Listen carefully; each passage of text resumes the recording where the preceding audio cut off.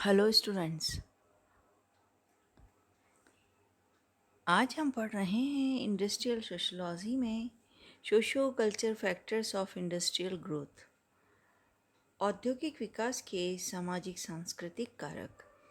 इससे पहले वाले वीडियो में मैंने आपको इसके कुछ कारणों पर प्रकाश डाला था।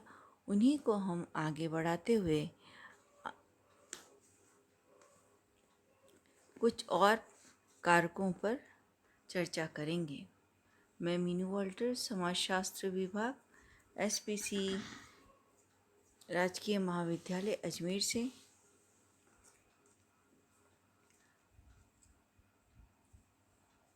सामाजिक सांस्कृतिक कारक जो हम देखते हैं औद्योगिक विकास के, उसमें पहला हमने कल देखा था लौकिकीकरण। लौकिकीकरण एक ऐसी प्रक्रिया है जो सभी को प्रभावित करती है। इसका संबंध नगरीय और शिक्षित समूह के साथ में है, जबकि हम देखते हैं कि लौकिकीकरण में धर्म की पुनर्व्याख्या, बुद्धिवाद और तर्क का स्पष्ट संबंध है। उसके बाद हमने देखा था कि नगरीय संस्कृति का उदय, कि किस तरह से औद्योगिकरण के कारण विकास कार्य बढ़े हैं और साथ ही नगरीकरण और विशाल नगरों के निर्माण में जो हमारी संस्कृति और समाज में जो परिवर्तन आया, वो हमने इसमें देखा था कि किस तरह से औद्योगिक जीवन में औद्योगिकरण के साथ एक नया वर्ग उदय हुआ, मजदूर वर्ग, और उस वर्ग ने प्रशिक्षण, अनुशासन और नगरीय जीवन पद्धति को स्वीकार करने की कोशिश की।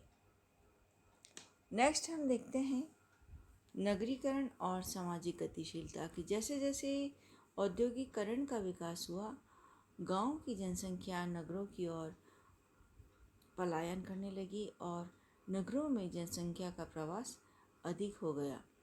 नगरों का नियोजन अप्रवासियों के कारण काफ़ी पिछड़ गया और औद्योगिकरण के कारण नगरों में बहुत ज़्यादा परिवर्तन आए। आज हम देखेंगे कानूनों और जनमत के महत्व में वृद्धि। औद्योगिकरण ने जो सामाजिक परिवर्तन की प्रक्रिया जो शुरू की, उसमें कानूनों और जनमत का महत्व बढ़ा है।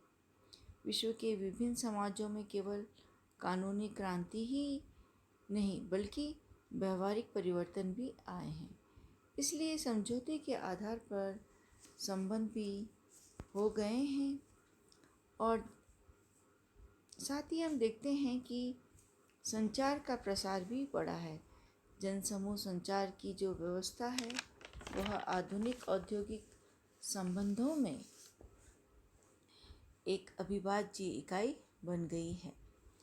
यातायात और संचार साधनों के बढ़ने के साथ साथ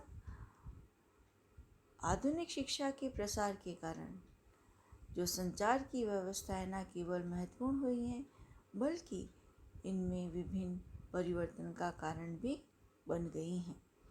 औद्योगिकरण में जहाँ संचार का प्रसार और प्रसार का महत्व बढ़ा है, जहाँ यातायात और संचार साधनों के बढ़ने के साथ आधुनिक शिक्षा के प्रसार के कारण जो संप्रेषण की व्यवस्थाएं थीं, न केवल वो महत्वपूर्ण हो गई बल्कि विभिन्न परिवर्तनों का कारण भी बन गई।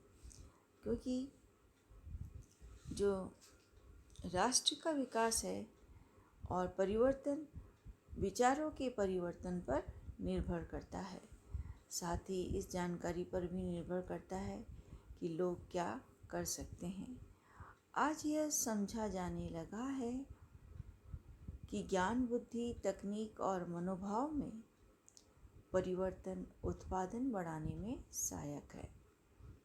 डैनियल बर्नर कहते हैं कि आधुनिकीकरण और औद्योगिक विकास के 3 स्तर हैं: नगरीकरण, शिक्षा का विकास और जन समूह संचार व्यवस्था का विकास।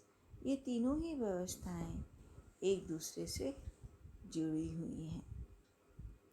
नेक्स्ट हम देखते हैं पारिवारिक, जातिगत और सामाजिक परिवर्तन कि किस तरह से औद्योगिकरण ने परिवार और जाति के क्षेत्र में अनेक परिवर्तन लाए हैं। द्वैतिक समूहों को अधिक बल दिया गया, व्यक्तिवादी विचारधारा का प्रसार हुआ, सामाजिक विघटन के आर्थिक कारण पनपे और जाति के स्थान पर कर्म की प्रधानता अधिक महत्वपूर्ण हो गई। औद्योगिकरण ने सामाजिक स्थितियों को एक नया रूप प्रदान किया और सामाजिक स्तरीकरण एवं मूल्यांकन के लिए नए आधार प्रस्तुत किए। इसके परिणाम स्वरूप सामाजिक विभेदीकरण एक जटिल व्यवस्था के रूप में विकसित हुआ।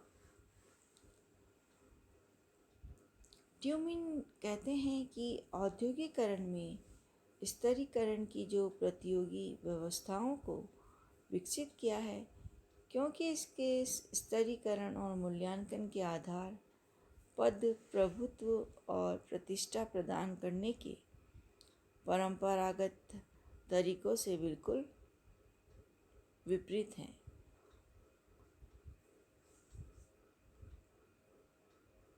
औद्योगिकरण के साथ साथ सामाजिक नियंत्रण की व्यवस्था को अधिक बल मिला है।